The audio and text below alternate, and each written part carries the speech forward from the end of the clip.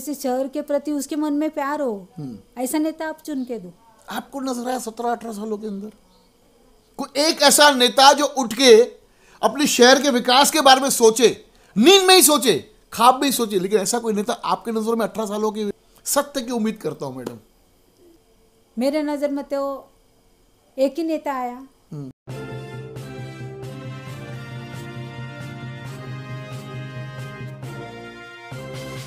Mahalakshmi sales, Shivaji Chowk, Ulhasnagar. Ulhasnagar में electronics का one stop store, जहां पर आपको मिलती हैं बेस्ट डील्स।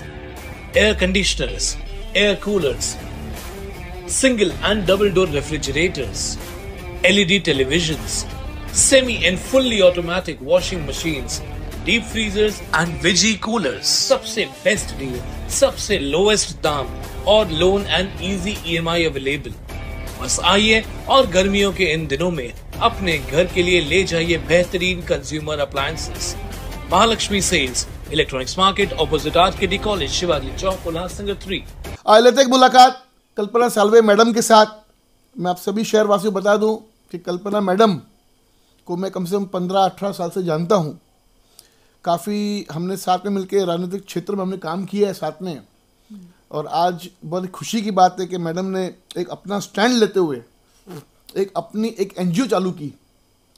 तो आज लेते हैं मैडम से मुलाकात और पूछते मैडम आप अपने एनजीओ का नाम बताइए एक, और कैसे आप में प्रेरणा आई तो मैं एक एनजीओ शुरू करूं, क्योंकि आप राजनीतिक क्षेत्र में आपने 17 साल आपने अपना योगदान दिया। तो ऐसे आपके दिल में क्या भावना आई जो आपने एक एनजीओ स्टार्ट करने का, चालू करने का एक निर्णय लिया, और आज आपके एनजीओ ने काफ़ी अच्छे काम भी किए। क्या कहेंगे इस विषय के ऊपर? देखिए, हमारे एनजीओ का नाम है स्मिता बहुउद्देशीय सामाजिक संस्था। बराबर। और इसकी प्रेरणा जो मुझे अपने खुद के जो अनुभव है उस अनुभव की वजह से मुझे ये प्रेरणा है कि मुझे अपनी महिलाओं के लिए कुछ करना है। सही। अनाथ बच्चे हो या गरीब बच्चे हो, उनके लिए कुछ करना है। ये सब प्रेरणा मुझे खुद के अनुभव से आई। तो मैंने बहुत साल से मैं सोच रही थी कि मैं एक संस्था निकालूं, संस्था ओपनिंग करूं, लेकिन कुछ बातें ऐसी थी कि मुझसे हो नहीं पाया। मतलब कंडीशन ऐसी थी कि मैं कर नहीं सकती थी। काफी संघर्ष करके आपने हाँ। इस मुकाम पे पहुंचे आप। मैंने खुद मेस चलाया, मैं खुद होटल्स को चपाती वगैरह सप्लाई करती थी। 150 रोटी मैं खुद बनाती थी। अरे वाह! इतना मैंने संघर्ष किया। मैंने तभी से मेरे मन में था मैं कुछ ना कुछ करूंगी महिलाओं के लिए। और जब मेरा कंडीशन थोड़ा सा अच्छा हुआ तो मैंने स्टैंड लिया कि मैं संस्था ओपन करके ही रहूँगी, और गए साल मैंने 16 जून को संस्था ओपन कर दिया। अच्छा मैडम, जो आपने जो संस्था जो स्टार्ट की, ये संस्था आपकी किस प्रकार की मददें शहरवासियों को आप उपलब्ध करा सकते हो? क्या किस प्रकार की आप सेवाएं देते हो? देखिए, अभी मैंने हाल फिलहाल ही मनपा का जो स्कूल है 30 नंबर स्कूल, हाँ, वहाँ पे बच्चियों को नोटबुक वगैरह बांटे। ऐसे में गरीब बच्चों की मदद करना चाहती हूँ। गरीब बच्चों को जिनके पास पढ़ने के लिए, उनके मन में पढ़ने की इच्छा है, हाँ, लेकिन वो कुछ कर नहीं सकते, उनके पेरेंट्स कुछ कर नहीं सकते, उनके लिए मैं अपनी सेवा देना चाहती हूँ और मैं वो करूँगी। मैडम, मतलब अब आपने अभी देखा, अभी आपने जो 30 नंबर स्कूल, आपने जो मनपा का स्कूल है, वहाँ पे आपने पुस्तक बांटप भी किया, गरीब बच्चों को आपने पुस्तकें दी, और बहुत पुण्य का काम है, क्योंकि जब बच्चे वो किताब लेके जब पढ़ेंगे तभी जाके हमारे देश का जो भविष्य है वो उज्जवल होगा, हमारे शहर का जो भविष्य वो उज्जवल होगा। तो कहीं ना कहीं अगर आपसे कोई जुड़ना चाहे तो क्या रास्ता आपसे जुड़ने का? देखिए, मुझसे कोई जुड़ना चाहे मुझसे आके मिल सकते हैं। हाँ, या मेरा कांटेक्ट नंबर है, हाँ, मैं वो कांटेक्ट नंबर आपको दूंगी। हाँ, उस नंबर पे कांटेक्ट कर सकते हैं। अच्छा, मुझसे जुड़ सकते हैं। मैं तो चाहती हूँ कि मुझसे ज़्यादा से ज़्यादा लोग जुड़े, हाँ, ज़्यादा करके महिलाएं जुड़े, हाँ, जिनका मतलब कंडीशन बहुत, घर का हालत बहुत ख़राब है, उनके लिए मैं काम करना चाहती हूँ। जैसे कि विधवा औरतें होती है, हाँ, परित्यक्ता औरतें होती है, जो घटस्फोटित होती है, उनको बहुत संघर्ष करना पड़ता है। ये संघर्ष मैंने खुद किया है। इसी वजह से मैं चाहती हूँ कि मैं महिलाओं के लिए, उनके लिए काम लेके आऊँ। वो जो इधर उधर भटकती है, घर में लोगों के घर में काम करने जाती है, वो काम न करके उनको स्वयं रोजगार दूं मैं। स्वयं रोजगार, यस, ये बड़ी प्रति की बात आपने हाँ, की। ये स्वयं रोजगार मिलना बहुत जरूरी है। हाँ, उसके लिए मैं प्रयत्न करूंगी, उसके लिए मेरा प्रयत्न चालू ही रहेगा कि जब तक कुछ होता नहीं है तब तक मैं लड़ती रहूंगी। मैडम, एक बड़ा तबका है हमारे शहर के अंदर, विधवा पीड़ित जो औरतें हैं, जो बुजुर्ग लोग हैं खास करके, उन पे आए दिन अत्याचार हो रहा है, आए दिन हम दिखा रहे हैं, आए दिन अत्याचार हो रहा है। इस विषय को लेके आपका एनजीओ क्या स्टैंड लेगा? देखिए, किसी को कुछ प्रॉब्लम है तो मुझसे आके मिल सकते हैं, मेरा कांटेक्ट नंबर दूंगी मैं आपको लास्ट में, तो आप मुझे कांटेक्ट कर सकते हैं। और मेरा आगे, ये भी मेरा आगे का प्लानिंग, आगे की सोच के रखी है मैंने कि मैं भविष्य में वृद्धाश्रम जैसा स्टैंड लूँ, उल्लासनगर में वृद्धाश्रम खोलूँ, ये मेरा स्टैंड है। ये मेरी भविष्य में मैं कर सकती हूँ, ये मैंने सोच के काम चालू किया है। ये सब मैं, मतलब देखिए, छोटे बच्चों से लेके तरुण जो बेरोजगार है, उनके लिए रोजगार लाऊं। जो महिलाएं हैं, उनकी जो समस्या रहती है, जैसे कि घरगुती, जैसे घर में भी उनके ऊपर अत्याचार होते हैं, वो भी महिलाएं मुझसे मिल सकती है। उनका किसी प्रकार की अगर किसी भी महिला को कुछ तकलीफ है, चाहे वो लड़की हो, बच्ची हो, चाहे वो युवती हो, चाहे वो मतलब एक विधवा हो या एक बुजुर्ग हो, यानी ये बोलते हैं ना कि औरतों, मतलब एक औरत का काफी रूप होते हैं। हाँ, तो जिनको भी तकलीफ है आपसे संपर्क करें तो आप उनको मदद करोगे? करूंगी मैडम, जरूर करूंगी। मैडम, काफी हमारे शहर के अंदर मतलब जो अपाहज है बेचारे, हमारे युवा पीढ़ी में भी काफी आप देखेंगे अपाहज है। सही है। उनके लिए आपकी किस प्रकार की योजना है? मैं आपको बता दूं, उल्लासनगर की महानगर पालिका उनको कुछ पैसे भी प्रोवाइड करती है, उनको हर महीने में या साल में एक बार, वो मुझे पता नहीं कितना लोग देते हैं लोग, तो भी उनको उन सब चीज़ों के लिए भी संघर्ष करना पड़ता है। लेकिन देखिए, जो आप बोल रहे हैं कि महानगर पालिका उनको कुछ ना कुछ देती है, हाँ, ऐसा करने से उनका भविष्य उज्जवल नहीं होगा। उनको रोजगार देना चाहिए। रोजगार देना चाहिए। पहली बात मैं ये बात बोलूंगी कि महानगर पालिका जो कर रही है गलत कर रही है। तरुण लोगों को रोजगार मिलना चाहिए। जो अपाहिज है बेचारे, अपाहिज है, उनको वो भी काम कर सकते हैं। हाँ, वो तो अपने से ज़्यादा काम कर सकते। जैसे मैंने अपने संस्था का उद्घाटन किया, ब्लाइंड स्कूल में किया। अरे, वो बच्चे लोग लाइट की वायर से लेके जो उनको म्यूजिक सिस्टम चलाना था, तो उन लोगों ने खुद सब जोड़ा। वो देख के मैं हैरान हो गई। तो आप बोल रहे ना दिव्यांग लोगों के लिए करना है, तो दिव्यांग लोग अपने से ज़्यादा होशियार होते हैं, लेकिन उनको एक प्लेटफॉर्म मिलना चाहिए। उनको जो मन की आँख होती है ना, वो हमारी आँखों से काफ़ी तेज रहती है। उनको प्लेटफॉर्म मिलना चाहिए, और मैं कोशिश करूँगी कि मैं प्लेटफॉर्म दूँ। मेरी कोशिश यही रहेगी। मेरे संस्था का नाम ही बहुउद्देशीय संस्था है। मैं किसी एक सब्जेक्ट को लेकर काम नहीं करना चाहती। अनेक सब्जेक्टों को लेके आप काम मैं सबको अपने, मेरे से जिन लोगों को मदद हो पाए मैं वो सब मदद करने के लिए तैयार हूँ। मैडम, आप राजनीतिक क्षेत्र में भी आपने काफ़ी बड़ा योगदान दिया, आप काफ़ी अपने वर्ष आपने राजनीति में बिताए हैं।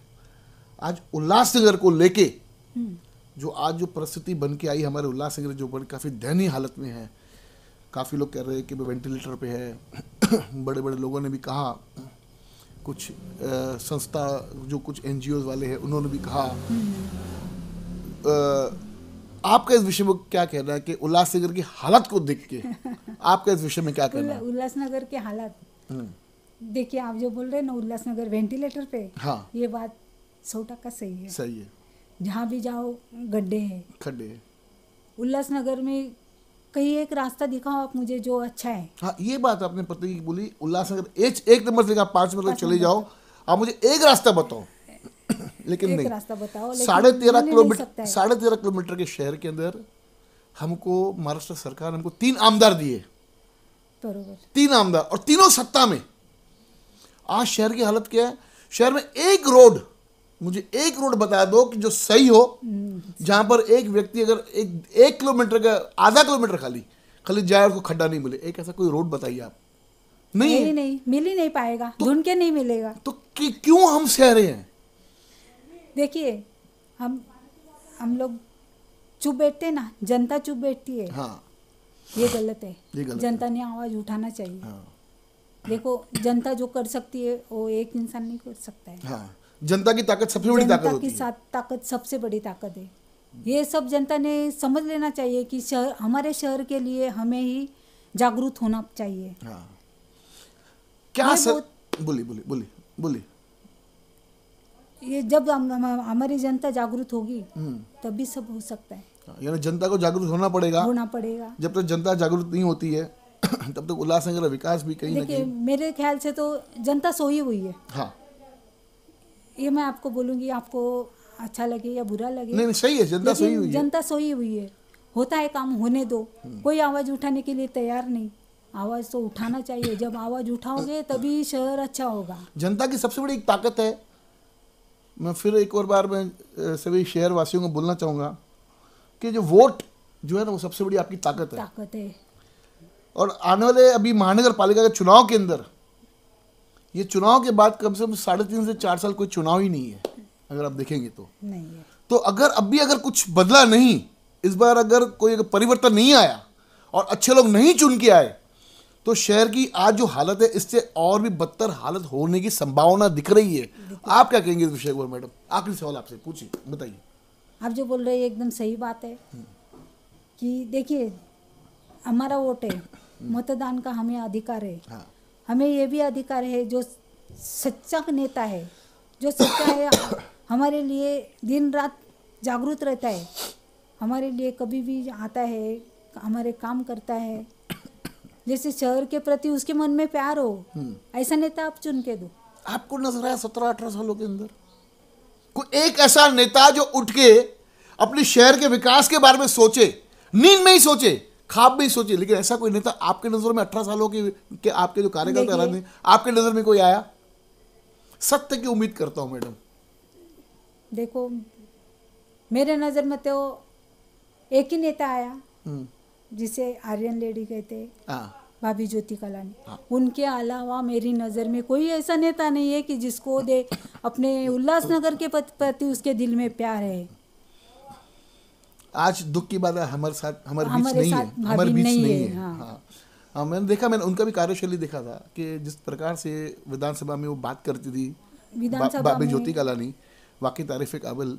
और मेरे को लगता है कि आज तक जितना भाभी ज्योति कलानी ने विधानसभा में बात किया और किसी ने बात किया नहीं किया है। और जो जिस तरीके से जिस बेबागी से अपना पक्ष वहाँ पे रखना, अपने शहर का वहाँ पे नेतृत्व करना विधानसभा के अंदर, हाँ। एक लेडी होके, इसीलिए तो उनको आयरन लेडी कहते हैं। तो इसके लिए उनको आयरन लेडी कहते हैं। तो ये बड़ी दुख की बात है कि आज हमारे बीच भाभी ज्योति कलानी नहीं रही।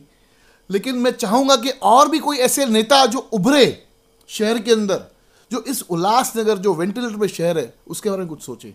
क्या चाहते हैं आप संदेश देना चाहेंगे उल्लासनगर शहर वासियों को? उल्लासनगर शहर वासियों को मैं यही संदेश देना चाहती हूँ कि देखिए जो मतदान का अधिकार है तो उस अधिकार का आप सही इस्तेमाल करें, जो आपको सही लगे उसे ही वोट दे। देखिए कुछ लोग पैसा देंगे, कुछ आपको खाने पीने के लिए देंगे, वो कितने दिन रहने वाला है? हाँ। एक दिन या 2 दिन, ज़्यादा से ज़्यादा 10 दिन। उसके बाद क्या है? वो तो पूरा टाइम आपको भुगतना है। जो चुन के आएंगे वो तो बोलेंगे हमने तो आपको दिया था, हमने तो आपका वोट खरीदा है, फिर हम काम क्यों करें? हम भ्रष्टाचारी करेंगे, हम भ्रष्टाचारी करेंगे, वो भ्रष्टाचारी होगा। उसके अलावा कुछ होने वाला नहीं। इसलिए मैं शहरवासियों से उम्मीद करती हूँ कि वो अपना वोट का अधिकार है उसका सही इस्तेमाल करें और अपना अच्छे लोगों को चुनिए, इंसान को चुनिए और सच्चे इंसान को चुनिए, सुंदर बनाइए, शहर को सुंदर बनाइए। अपने हाथों में ही ये सब। बहुत अच्छा लगा। आज कल्पना मैडम जी के साथ पहली मुलाकात हमारी इनके साथ में है और सभी शहरवासियों को कहना चाहूँगा कि इस बार जो महानगर पालिका के चुनाव होने जा रहे हैं, जल्दी हो सकते, कभी भी बिगुल बच सकता है। हम एकदम उस दरवाजे पे पहुँच चुके हैं जहाँ से कहीं भी बिगुल बच सकता है। इस बार अगर परिवर्तन नहीं हुआ तो मुझे लगता है कि शहर की और दयनीय हालत होने की संभावना है। और हम तो हर टाइम कहते हैं, ना पुराने चेहरे, ना उनके रिश्तेदार, ना उनके चमचे, ये जो हमने स्लोगन काफ़ी 2 वर्षों से हम बोलते आ रहे हैं, जैसे जैसे बोलते आ रहे वैसे वैसे चुनाव टलते जा रहा है। तो मैं सभी पार्टियों को कहना चाहूँगा, उल्लासनगर में जो भी पॉलिटिकल पार्टी है, राजनीतिक पार्टियाँ हैं, कि इस बार अगर आपको अपने शहर के बारे में थोड़ा भी प्यार है तो ऐसे आप जो कैंडिडेट्स देंगे जो शहर के विकास के बारे में सोचिए। ये वही नहीं वो पुराने चेहरे फिर उसी को लेके आओ, फिर उसी को जो, अरे आप उनका पहले पोर्टफोलियो देखिए कि हम जिसको वापस टिकट देने जा रहे हैं उन्होंने पिछले 2017 से लेके 2022 के टाइम की अपनी कार्यकाल में उनने काम क्या किया है, उनके वार्ड में काम कितना हुआ है, वो बड़ा इंपॉर्टेंट है मैडम। अगर सभी जो बड़े बड़े नेता हैं जो अपने आप को बड़ा वो समझते हैं, अभी हम बड़े नेता हैं शहर के, और एक किसी पॉलिटिकल पार्टी को देखते हैं, एक हेड बन के चलते हैं, उन सबसे निवेदन है कि इस बार महानगर पालिका के चुनाव के अंदर आप युवा पीढ़ी को सबसे ज़्यादा आप महत्व देंगे। और देखें अभी शहर का आने वाले चुनाव के अंदर किस प्रकार की रूपरेखा निकल के बाहर आती है और किसकी सत्ता बैठती है उल्लास शहर के अंदर। बस यही कहना चाहूँगा, जाते जाते यही कहना चाहूँगा कि शहर के बारे में सोचिए। शहर आपका घर है, पहले शहर उसके बाद सब कुछ। मैं आपको यही कहना चाहूँगा। धन्यवाद। देखते रहिए फिर से बागी न्यूज़ चैनल।